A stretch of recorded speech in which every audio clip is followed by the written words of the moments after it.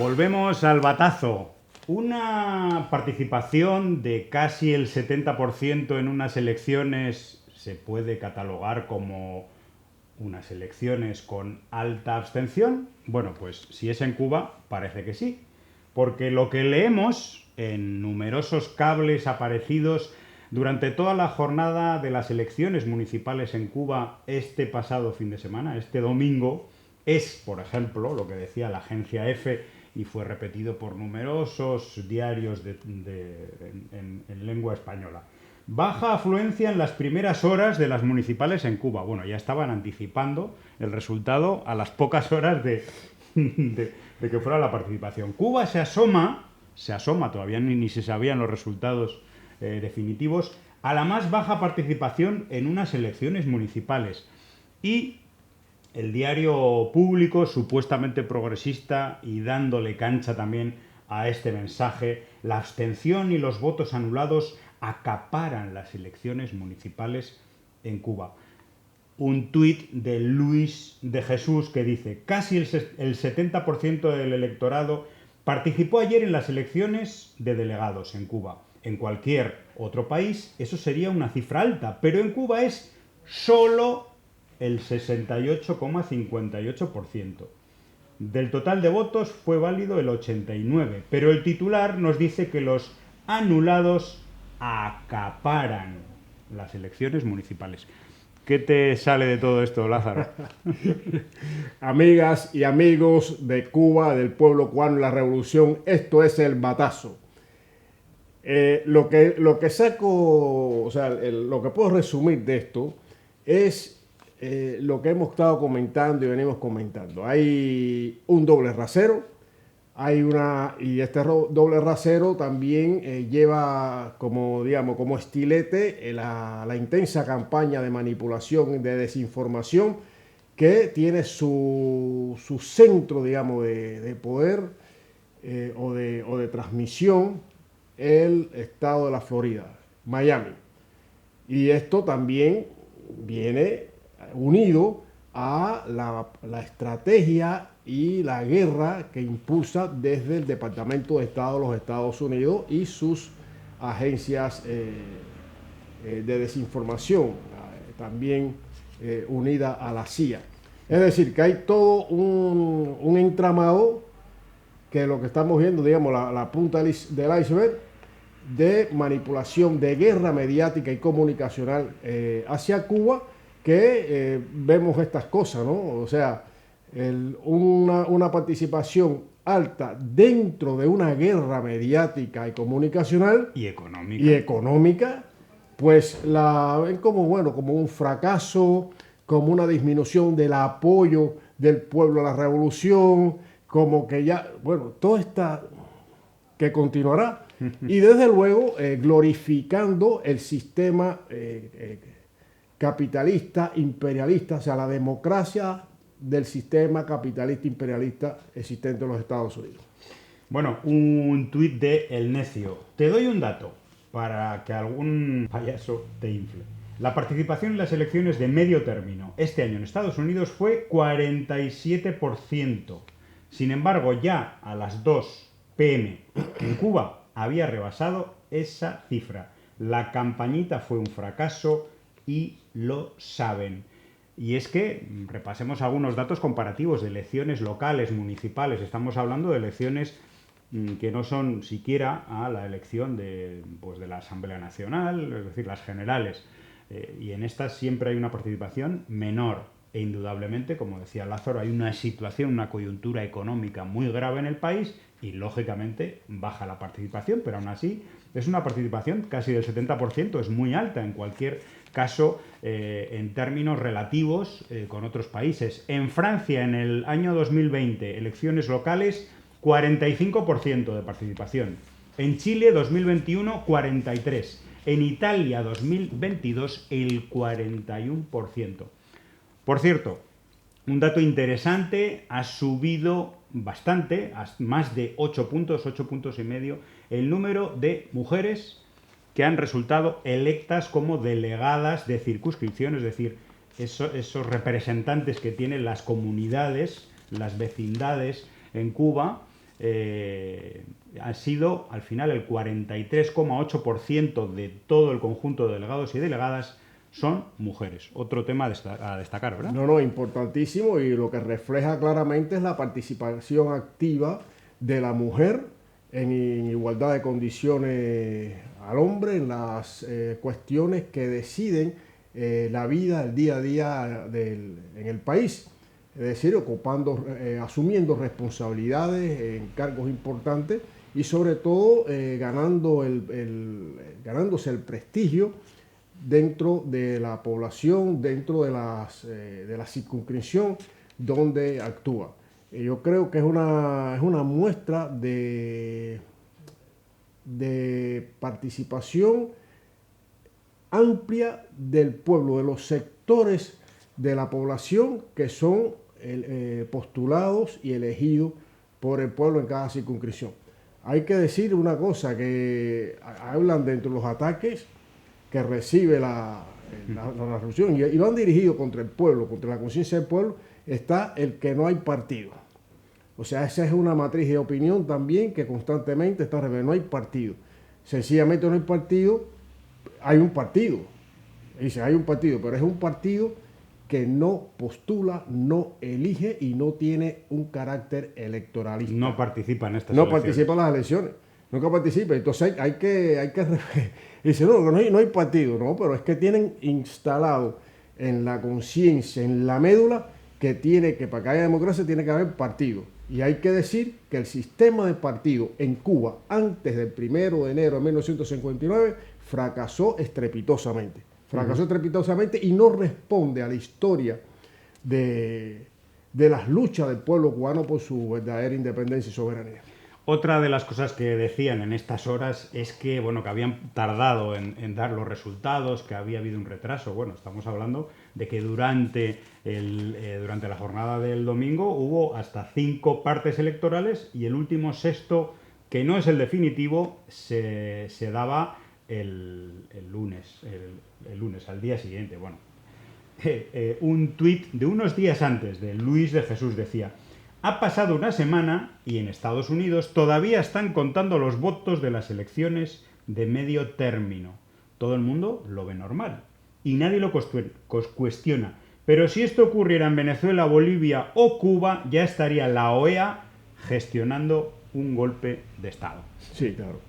No, eso seguro, pero es que ahí está el doble rasero y el cinismo también de todo esto, de todos estos medios, estos oligopolios mediáticos que tienen detrás las corporaciones. O sea, hay un marcado interés, eso no estamos descubriendo el Mediterráneo, por demonizar todo lo que ocurra en Cuba, sea en positivo o negativo, todo. No hay margen para la decencia informativa y eso lo vemos día a día, la guerra que está presente en cada acción de los medios hegemónicos del gran capital, y ante eso, pues siempre Cuba, el pueblo, la revolución, con la verdad, con la dignidad, y desmontando todo esto, luchando en esta guerra en unas condiciones lógicamente desiguales. Hay un bloqueo económico, financiero y comercial que afecta toda la vida y todos los sectores del país, del pueblo cubano, y a pesar de eso, esa participación yo la considero que es un éxito, un éxito, y significa que hay una mayoría de pueblo comprometida con la revolución y es parte de la revolución, es el que construye, el que dinamiza, el que hace avanzar la obra revolucionaria.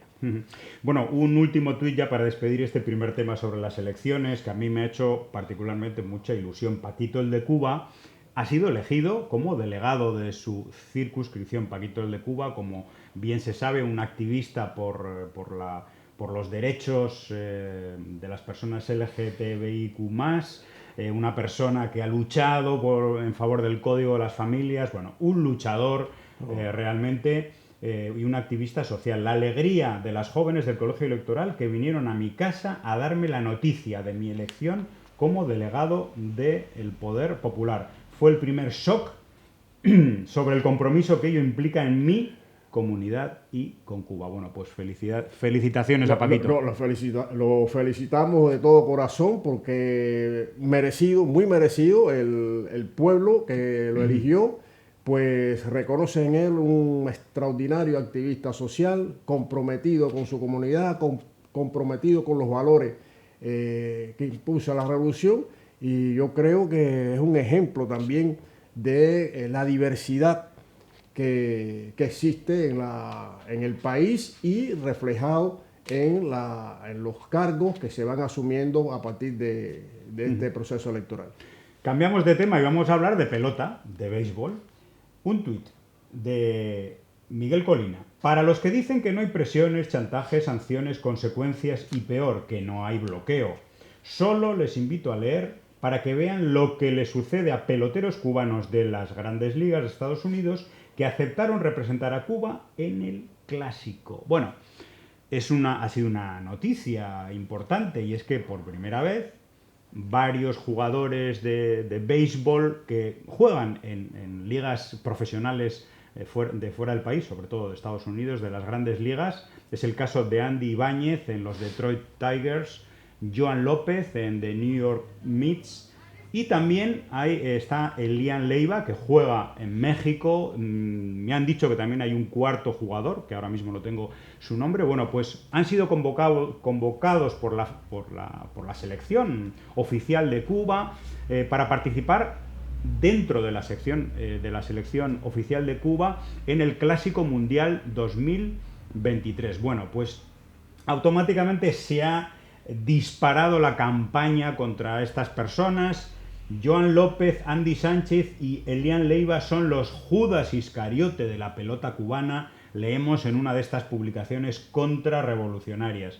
Y por supuesto, otras como: antes de comenzar el quinto clásico es ya una derrota para el régimen y la Federación Cubana de Béisbol. Bueno, esto, recordemos, estas tres personas que he mencionado antes han sido expulsadas de una selección sui generis profesional que habían inventado hace unos meses en Miami, precisamente para hacer una especie de equipo B en representación de Cuba por parte de los peloteros que juegan en Estados Unidos. Bueno, pues de esta selección, que no tiene, por supuesto, ningún tipo de representatividad, que no es oficial, han sido incluso expulsados, ¿no? Bueno, pues para que veamos el concepto de libertad que tiene esta gente.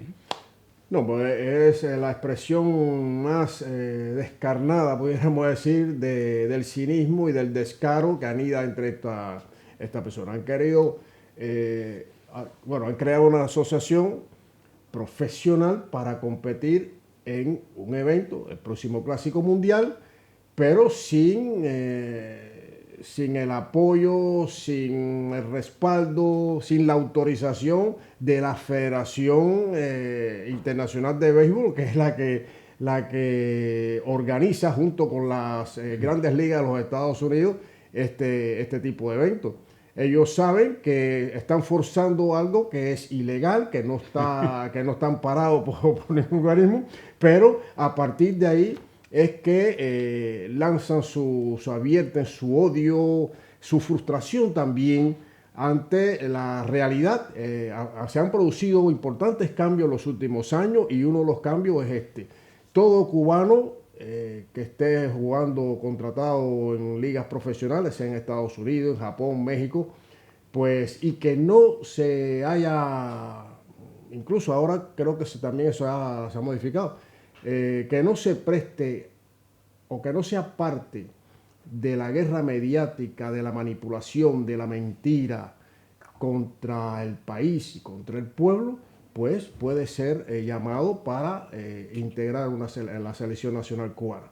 Eso ya se está haciendo en otros deportes, y el béisbol, el deporte nacional, pues lógicamente el pueblo también, una parte del pueblo importante, pedía eso, que jugadores que están ya bien, entrenados y jugando profesionalmente, que puedan tener la opción de integrar el equipo Cuba. Hay que tener en cuenta que todos esos atletas han sido formados por la Revolución Cubana y si, bueno, van a jugar, han sido destacados también mucho en este circuito profesional, pues tengan la opción de seguir representando a su país siempre y cuando no sea parte de estas campañas de manipulación y de guerra mediática contra Cuba. Bueno, increíblemente en las redes sociales hay quien dice que la politización se hace desde Cuba. Y le responde Osmani Sánchez, Jimmy de Cuba, dice, no es Cuba quien lo politiza, sino el gobierno de Estados Unidos, que con sus leyes discriminan y obligan a los jóvenes cubanos a abandonar su país para poder jugar en las grandes ligas de Estados Unidos. Y vamos a recordar, de nuevo, hubo un pacto, hubo un acuerdo, se firmó y lo anuló inmediatamente el gobierno de Donald Trump, y por ese acuerdo, perfectamente, los jugadores cubanos podían ser fichados por las grandes ligas, solamente la Federación Cubana de Béisbol recibía un porcentaje pequeño para el deporte base, algo absolutamente justo, en compensación mínima por todos los esfuerzos, la formación, etcétera, por la cantera deportiva. Bueno, pues no lo aceptó el gobierno de Donald Trump, no lo aceptó Marco Rubio y la ultraderecha, que veía un pecado, ¿no?, en dar siquiera $1 al país, a Cuba, para que desarrollara su deporte. Claro, luego dicen que el deporte, que el béisbol cubano ha retrocedido, pero si es que no le dejan avanzar, no le dejan tener recursos económicos para ello, ¿no? Claro, y también no le dejan tener recursos económicos y estimulan con ese tipo de políticas las salidas ilegales. Claro, les obligan a salir ilegalmente del país, romper con el país, romper con la Federación Cubana, con toda la oficialidad del deporte cubano, y les prohíben, además, ingresar $1 de impuestos en la isla, ¿no? Sí, porque hablan de, no, para que no vaya a los bolsillos del régimen. O sea, es que es una... presupuesto público, ¿no? El presupuesto, exactamente. Pero, bueno, esto es una prueba de la voluntad de la Federación Cubana de Béisbol de ir incorporando aquellas figuras formadas, hay que repetir, insistir, formadas por la revolución para que participen, representen a su país en los eventos internacionales. Bueno, ojalá este acuerdo que se anuló, ojalá algún día se pueda recuperar. Vamos a retroceder a 1959 y vamos a analizar un tuit, una fotografía de alguien que desde luego no quiere mucho a su país. Lázaro, te voy a enseñar esta foto. Dubái, 1959, a la izquierda, en blanco y negro. Sí. Cuba, 1959, en colores, por supuesto, además unos colores bien vivos, que más o menos sería una fotografía pues bastante parecida a la Cuba de hoy, o ese fragmento de La Habana con una serie de edificios altos, etcétera, ¿no? Otro tuit de otra persona que no quiere mucho, desde luego, a su país, dice: ejemplo de lo que era Cuba antes de la llegada de Fidel Castro. Tras derrocar a Batista, Castro convirtió a Cuba en un estado socialista y gobernó la isla durante los siguientes X años, robándole al pueblo y enriqueciéndose él. Eso es el socialismo. Y nos pone una fotografía de una cafetería de La Habana, que es una fotografía de publicidad, señores, con una serie de personas ahí. Blancas. Primero blancas, ¿no? Todas. No hay negros, no hay negras. Bueno, todas, absolutamente todas. La clase media o acomodada de la Habana, que era una minoría, ¿no? Exactamente. Estamos hablando de... Y responde a todo esto en un tuit José Luis Barreras, dice: ¿qué es lo que encontró la revolución al llegar en el año 1959? La mayoría de la población cubana vivía en la pobreza. De una población de algo más de 6 millones de habitantes, 3.500.000 vivían en cabañas y barracones, sin las menores condiciones de habitabilidad. Más de 600.000 con aptitudes para el trabajo no tenían empleo. 3 millones de personas no tenían luz eléctrica. El 37,5% de la población era analfabeta. El 70% de los niños en zonas rurales no tenían maestros y el 95% estaba afectado por parasitismo. Bueno, esto es el 1959 que estas señoras de Miami, entendemos, no dicen, ¿no? No, y había que, no sé si había que apuntar cuántos hospitales habían en las zonas rurales, en las otras provincias, en los campos, Cero. cuántas camas había para los enfermos. Pues cero.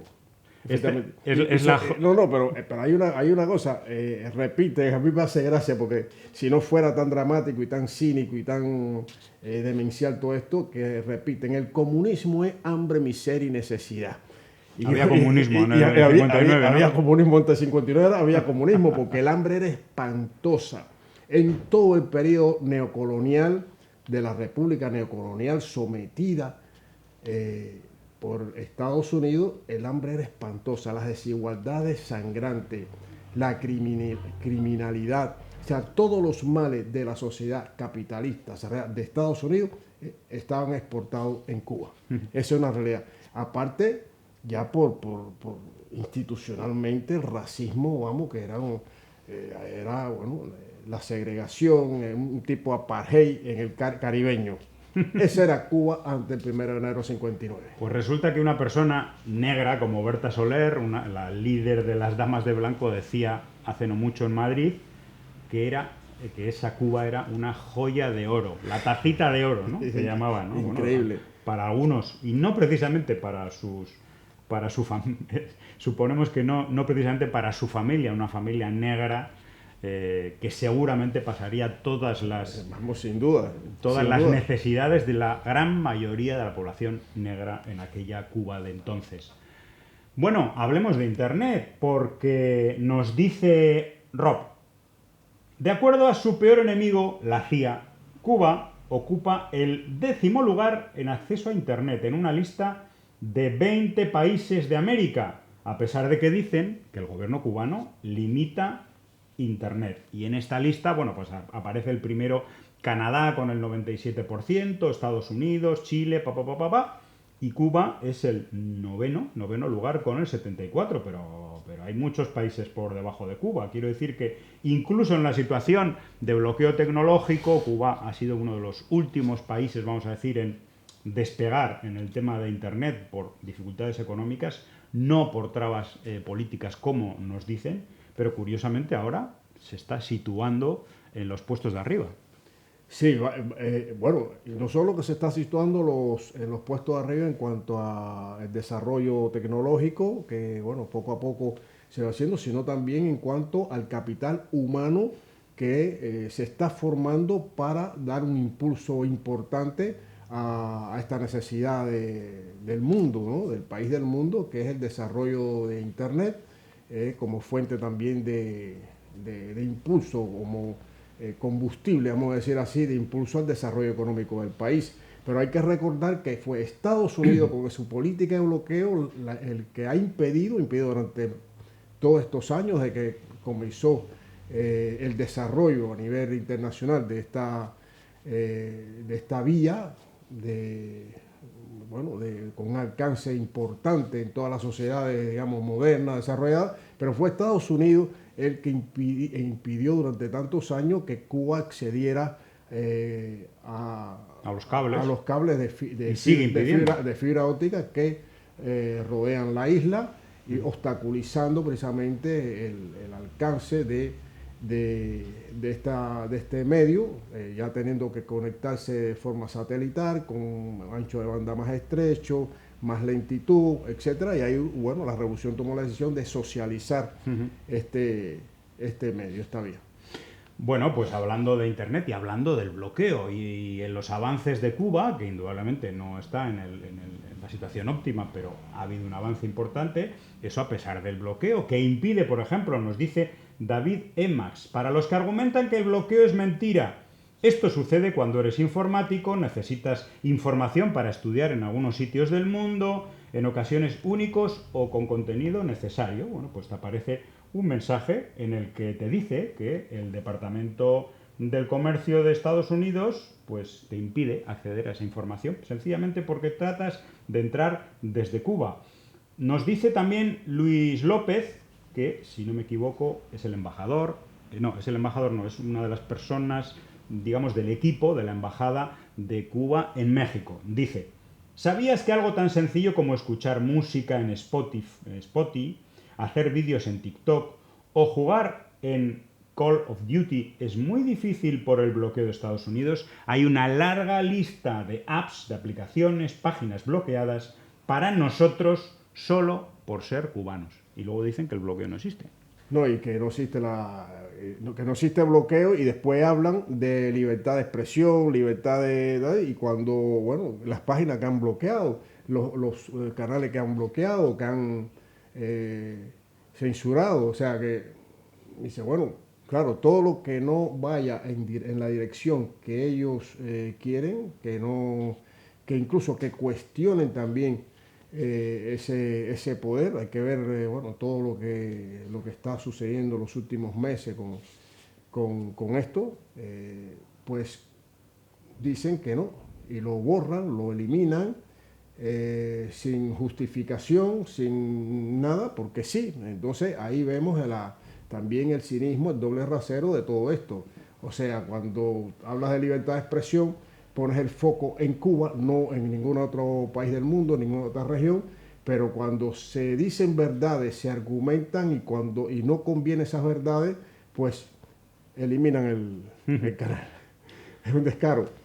Bueno, pues, ¿qué ocurriría si en Cuba, pues en un canal de televisión, o me da igual, como si es un youtuber, al colaborador, al camarógrafo, al editor, etcétera, el presentador se sintiera tan estrella como para insultarlo cuando tiene algún error, algún fallo, no sé, o incluso si aquí en Cuba Información a las personas voluntarias que trabajan con nuestro equipo, pues alguien de nosotros le empezara a insultar y decir que es un inútil, etcétera.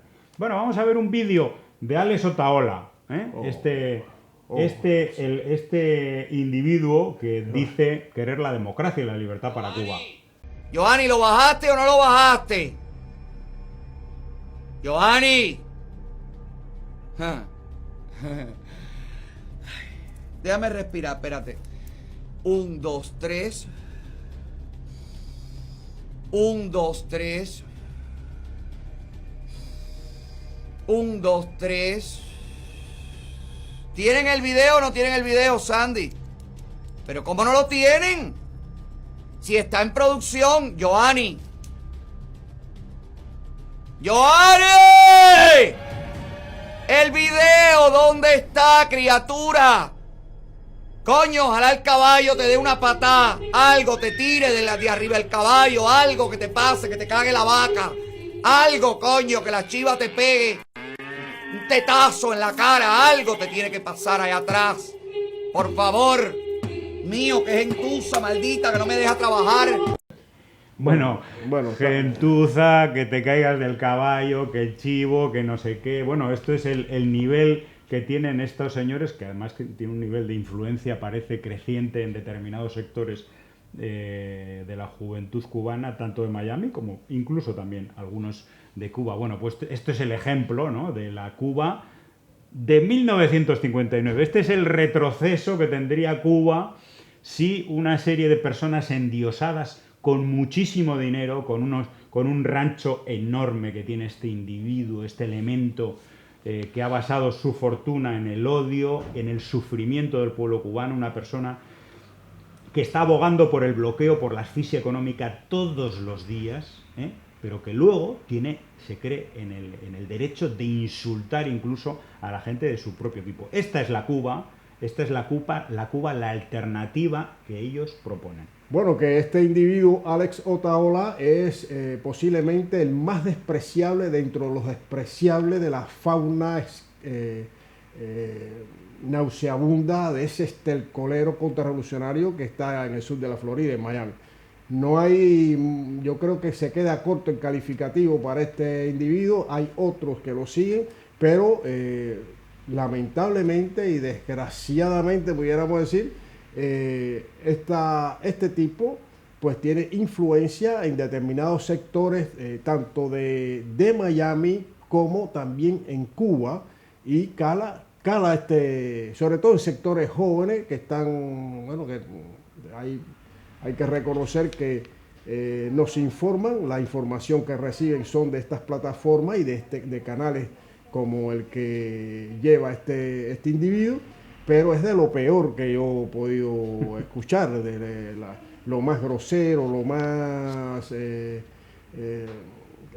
absolutamente subordinado, entreguista a los dictados del imperialismo, fue capaz de, con Donald Trump, quiere que gane Donald Trump, Sí, sí. porque también impulsando no solo bloqueos, sino invasión a Cuba, o sea, de lo peor. Un elemento utilizado por los servicios de inteligencia de Estados Unidos, la CIA, el Departamento de Estado, como punta de lanza de toda esta guerra comunicacional que hemos estado mencionando antes, pero que solo llega a determinados sectores. Incluso dentro de esa fauna hay disputas entre ellos por protagonismo, por tener, acaparar los mayores espacios dentro de la comunidad, porque es un negocio. Hay que plantear que todo esto es un gran negocio, el negocio de la contrarrevolución, de la cual tipejos como este lucran sistemáticamente con las dificultades y el dolor del pueblo cubano. Bueno, miserable y gentuza. Yo creo que eso le resume a Alex Otaola. Despedimos nuestro programa con la alegría de que la democracia cubana se ha puesto una vez más sobre la mesa, casi un 70% de participación. Es una cifra muy alta para la situación tan delicada que tiene el país, delicada, grave, le podemos poner el calificativo. Sí, muy difícil y compleja, pero el pueblo da una respuesta contundente, está diciéndole al mundo, al imperio estadounidense y al mundo, que está con Cuba, que es revolución. Ese pueblo patriótico es revolución. Y a un pueblo patriótico no se le puede derrotar. Bueno, pues hasta pronto aquí en El Batazo. Muchas gracias.